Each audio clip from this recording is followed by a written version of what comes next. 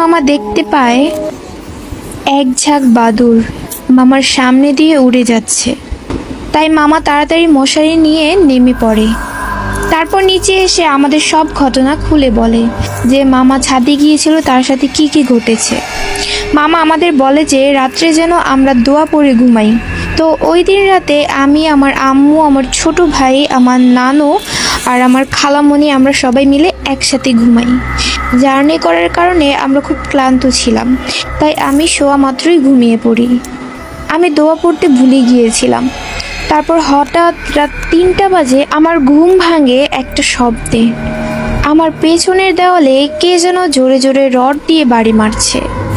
আমি তখন খুব ভয় পেয়ে যাই। আমি এতটা ভয় পেয়ে যাই যে আমার খালামণিকে যে ডাকবো সে সাহসটাও আমি পাচ্ছিলাম না। আমার মনে যে দোয়া আসে আমি সে দোয়াটাই পড়তে থাকি।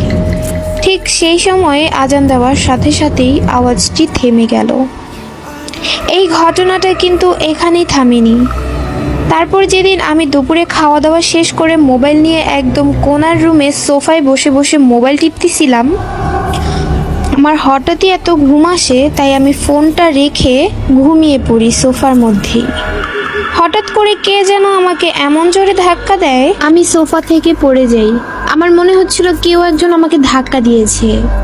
পড়ে গিয়েছিলাম বলতে এটা হয়তো বা ভুল হবে, কারণ আমি অনুভব করেছিলাম যে আমাকে কেউ একজন ধাক্কা দিল।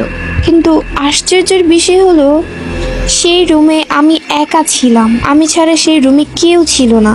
তাহলে আমাকে ধাক্কা মারলো কে? তারপর আমি নানুকে এই ঘটনাটা খুলে বলার পর নানু আমাকে ওই রুমে যেতে মানা করে, কারণ যখন আমার মামা বাসায় থাকে আমার নানু আর খালামণি একা থাকে, তারা নাকি ওইখানে কালো ছায়ার মতো কিছু একটা দেখতে পায়।